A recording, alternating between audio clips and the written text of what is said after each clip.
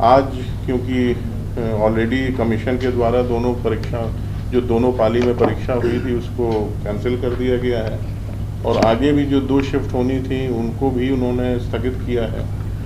तो अब ये सारे मामलों को ईओयू के द्वारा टेक ओवर कर लिया गया है।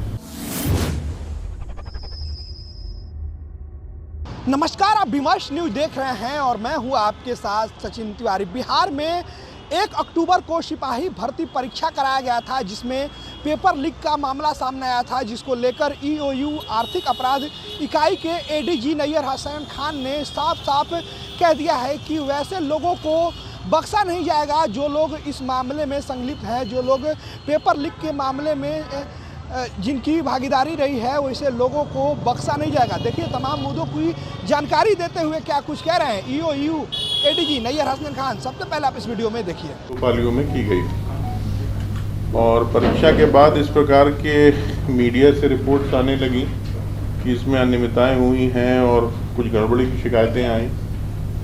कुछ प्रिंट इलेक्ट्रॉनिक मीडिया के माध्यम से प्रश्न पत्र के आंसर कीज को फ्लैश किया गया और इस प्रकार का ये माहौल बना कि कुछ ना कुछ गड़बड़ उसमें हुआ है।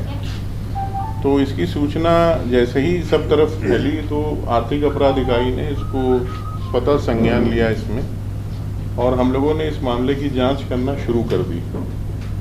सभी ज़िले के एसपी जहां जहां से इस प्रकार की शिकायतों की सूचनाएं आई उनसे बात की गई और उनके यहाँ जो भी एफआईआर्स दर्ज हुई थी या कंप्लेंट्स आई थी उनके बारे में हम लोगों ने जानकारी ली, उनसे सारे डिटेल्स प्राप्त किए। बहुत जगह रिकवरीज भी हुआ था गैजेट्स का, आंसर शीट्स के जो चिट्स होती हैं उनकी, और इसके अलावा बहुत से मामले तो बिहार एग्जामिनेशन बोर्ड के वायलेशन में भी हुए थे। मगर जो मुख्य एफआईआर्स हुई थी जिसमें कुछ ना कुछ आपराधिक गिरोह का संगठित लग रहा था जिनका हाथ हो सकता है, उनकी जानकारी प्राप्त की गई।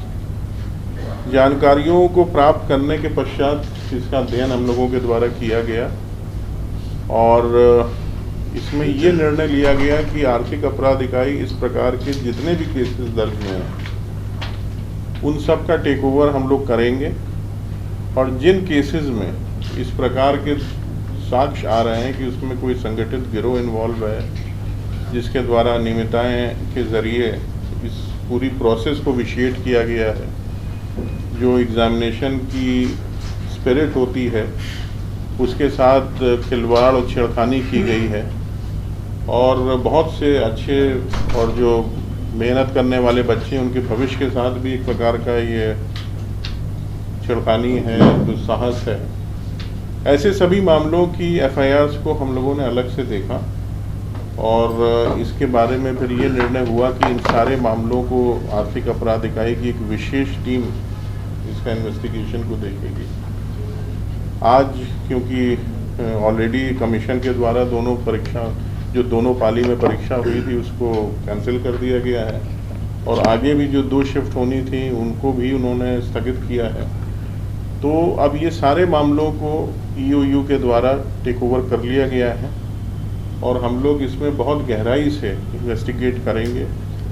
जो भी इसमें दोषी होगा, मैंने पहले भी कहा है कि चाहे वो कोई भी हो, सरकारी कर्मचारी हो या प्राइवेट इंडिविजुअल होगा, उसके विरुद्ध कठोरतम कानूनी कार्रवाई की जाएगी और इस पूरे प्रकरण में जो लोग भी दोषी पाए जाएंगे, जो भी मॉडस ऑपरेंडाई उन्होंने इस्तेमाल किया है, जो विशिएट किया है जिससे एक प्रॉपर एग्जामिनेशन का माहौल, उनकी तह तक अनुसंधान जाएगा और उनके विरुद्ध कठोरतम कार्रवाई हम लोग करेंगे।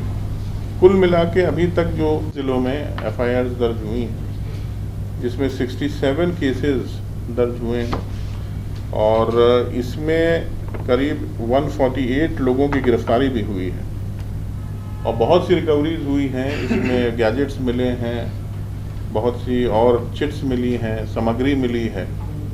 उन सारी चीज़ों का अध्ययन किया जा रहा है और इस पर आगे की कार्रवाई हम लोग कर रहे हैं। मैंने जैसे पहले भी बताया, एक विशेष टीम का गठन किया गया है जो वरीय पदाधिकारियों के अधीन काम करेगी। इसकी monitoring day to day basis पे होगी और इसमें कुछ अतिरिक्त अधिकारियों को भी पुलिस मुख्यालय से हम लोग अनुरोध कर रहे हैं, उनको भी इसमें शामिल किया जाएगा और इन पूरे मामलों में जितने भी एफआईआर हम लोग टेक ओवर करेंगे, मुझे लगता है कि लगभग 2 दर्जन से अधिक केसेस को टेक ओवर हम लोग करने जा रहे हैं। और यदि उसके बाद कुछ और भी मामले आएंगे तो उन पर भी विचार किया जाएगा। इनमें बहुत लंबा समय ना लगे, इसके लिए टीम में अच्छे पदाधिकारियों को रखा जाएगा और डे टू डे बेसिस पे इन्वेस्टिगेशन होगा। इसमें साइंटिफिकली इलेक्ट्रॉनिक जो भी हमारी एविडेंस कलेक्शन के मैकेनिज्म्स हैं उनका इस्तेमाल किया जाएगा। और अभी तक प्राइमा फेसी जो बातें सामने आ रही हैं उसमें ये ज़रूर है कि इसमें लीकेज हुआ है। समय से पहले प्रश्न पत्र के आंसर कीज़ का बाहर आना अपने आप में ये सजेस्ट करता है कि किसी न किसी माध्यम से प्रश्न पत्र लीक हुए हैं और कुछ लोगों के द्वारा उसके आंसर कीज़ बना के सर्कुलेट किया गया है। और इसमें पैसे का भी लेन देन के साक्ष्य प्राप्त हुए हैं अभी तक। बहुत से कैंडिडेट्स के द्वारा भी ये बताया गया है कि उनको इस प्रकार के यूपीआई ट्रांजैक्शन के माध्यम से पैसे देने को कहा गया था और बाद में ये काफ़ी वाइड स्प्रेड हो गया, हर जगह इस तरह की चीज़ें सामने आने लगी। तो ये अब इसमें किसी प्रकार का संदेह नहीं है लीकेज के इशू पर, और उसी पे हम लोग अब अनुसंधान करेंगे। इसमें जो लोग भी हैं इन्वॉल्व, जैसे भी हैं, इसकी क्या भूमिका है वो आने वाले समय में पता चल जाएगी।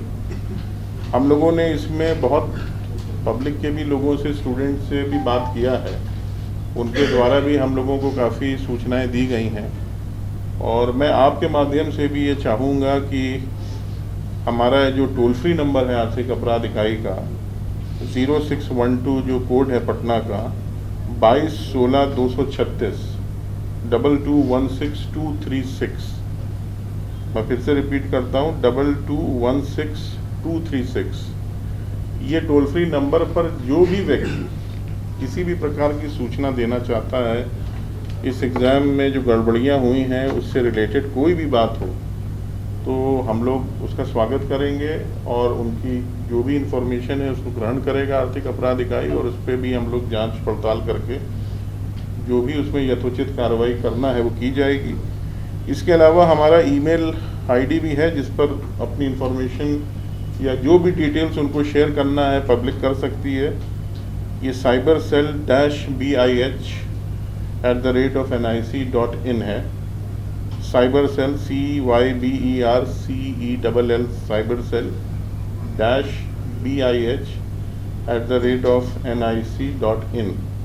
ये आपको अलग से भी सर्कुलेट हम लोग करवा देंगे, तो इसका भी इस्तेमाल किया जा सकता है। अपनी सूचनाएं हमारे साथ शेयर करें। तो अभी आपने देखा ईओयू आर्थिक अपराध इकाई के एडीजी नैयर हसनैन खान ने क्या कुछ कहा। उन्होंने जानकारी देते हुए कहा है कि जो सिपाही भर्ती परीक्षा कराई गई थी उसमें पेपर लीक जो हुआ है उसमें कई लोगों पे एफआईआर दर्ज किया गया है, कई जिलों में कई लोगों को चिन्हित भी किया जा रहा है। उसके लिए स्पेशल टीम भी गठित किया गया है और जो जिसमें सरकारी हो या गैर सरकारी लोग हों उन लोगों को बख्शा नहीं जाएगा, उन लोग पे त्वरित कार्रवाई किया जाएगा, उन लोग को जल्द से जल्द लाल घर भेजा जाएगा। धन्यवाद। ऐसे तमाम खबरों के जुड़े रहे हमारे साथ। प्लीज़ हमारे चैनल को लाइक, सब्सक्राइब, शेयर जरूर करें।